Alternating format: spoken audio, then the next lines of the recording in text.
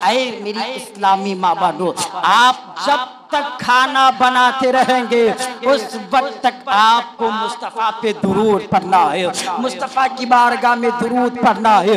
پھر آپ وہ کھانا کھا کر کے دیکھیں گے، ٹھیک کہا ہے کہ کل کی عورتیں جب کھانا بناتی تھی تو کھانا میں اتنا لطف ملتا تھا، کھانے میں ایسا ذائقہ ملتا تھا کہ وہ کھانا کھانے کے بعد کوئی بہترین عالم بنتا تھا، کوئی محدث بنتا تھا، کوئی فقیہ بنتا تھا۔ وہ کھانا جب کوئی کھاتے تھے تو عبادت و ریاضت کرنے کا دل کرتا تھا۔